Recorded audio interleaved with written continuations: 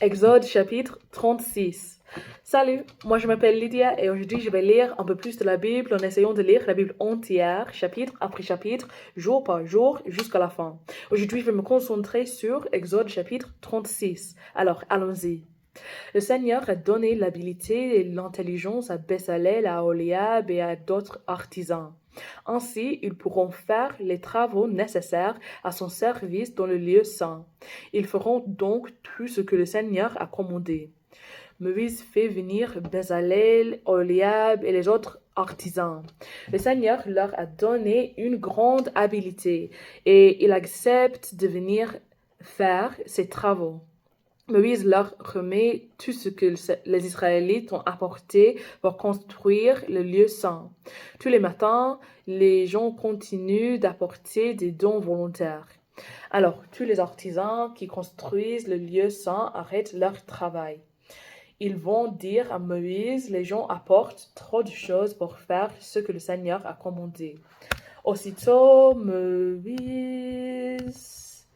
Moïse commande de dire à travers tout le camp, plus personne, ni homme, ni femme, ne doit préparer des dons pour le lieu saint. Le peuple arrête alors d'apporter des dons.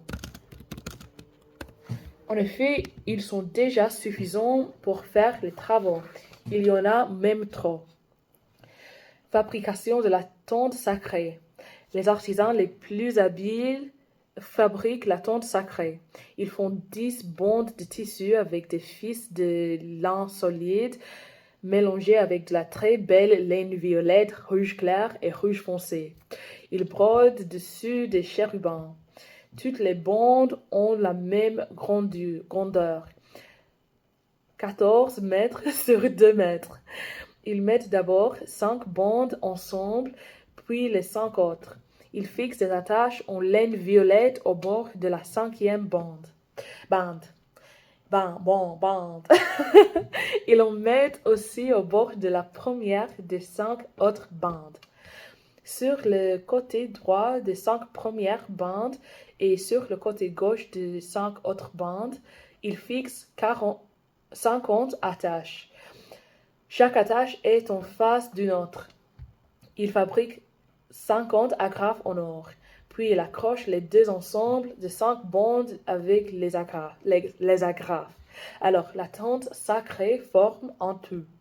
Ensuite, ils font 11 bandes de tissu en poil de chèvre pour former une deuxième tente au-dessus de la tente sacrée.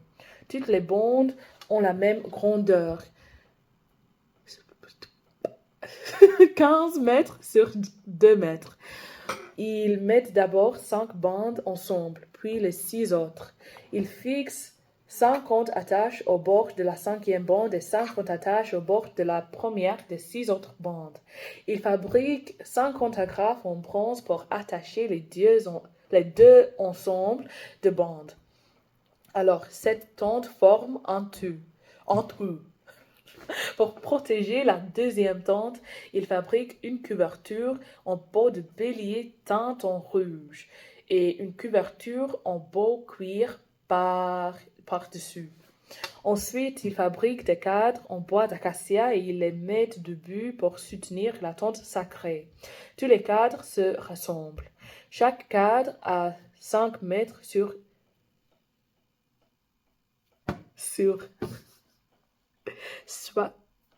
75 centimètres. En bas, on laisse dépasser 2 morceaux de bois parallèles. Il fabrique 20 cadres pour le côté sud de la tente et 40 supports en argent. Les cadres s'appuient sur eux. Chaque cadre a 2 supports. Pour le faire tenir debout, on enfonce les 2 morceaux de bois qui dépassent dans les 2 supports. Pour le côté nord de la tente, il fabrique aussi 20 cadres avec 40 supports en argent. Chaque cadre s'appuie sur 2 supports. Pour le fond de la tente à l'ouest, il fabrique 6 cadres, plus de cadres spéciaux pour les coins du fond. Ces 2 cadres sont écartés en bas, mais ils se rejoignent en or, dont le premier anneau. Tous les deux sont pareils et ils servent de cadre pour les coins de la tente. Le fond de la tente sacrée comprend donc 8 cadres et 16 supports en argent. Chaque cadre s'appuie sur 2 supports. Ensuite, il taille des traverses en bois d'acacia, 5 pour tenir les cadres sur un côté de la tente sacrée, 5 pour les cadres de l'autre côté, 5 pour les cadres du fond à l'ouest. La traverse du milieu passe à la moitié de la hauteur des cadres, d'un bout à l'autre de la tente. Il recouvre les cadres et les traverses avec de l'or. Il fabrique des anneaux en or dans lesquels les traverses entreront. Les artisans font un rideau avec des fils de lin solide, mélangés avec de la très belle laine violette, rouge clair et rouge foncé. Ils brodent dessus des chérubins. Ils coupent 4 colonnes en bois d'acacia et ils les recouvrent d'or. On peut y fixer le rideau avec des crochets en or. Ces colonnes sont plantées sur 4 supports en argent.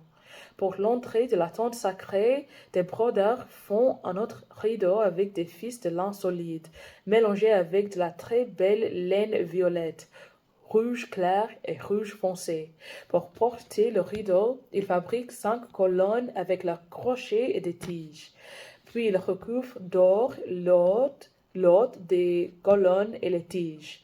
Les 5 supports sont en bronze. Alors, merci de m'avoir écouté aujourd'hui et de lire la Bible avec moi et aussi de supporter mon accent, ma prononciation, ma vitesse et mes erreurs. De toute façon, que Dieu vous bénisse beaucoup aujourd'hui et demain et j'espère vous voir demain.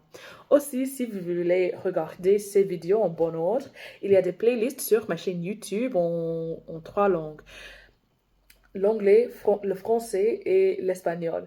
L'anglais, c'est ma langue maternelle et le français et l'espagnol, je les ai apprises pendant l'école il y a quelques années. Alors, soyez patient avec moi parce que je ne les peux pas, parler couramment maintenant, mais j'espère pouvoir le faire à l'avenir. Il y a un lien à ma chaîne YouTube dans ma bio TikTok aussi. Également, il y a des playlists de chaque livre biblique que j'ai lu, comme depuis le livre de Jacques jusqu'à Apocalypse, depuis le livre de Genèse jusqu'ici en Exode et aussi aussi le livre de Josué entièrement. Oui. Et il y a des playlists omnibus avec chaque chapitre que j'ai couvert en les 3 langues. Il y a beaucoup à voir, ou beaucoup à regarder, et je vais continuer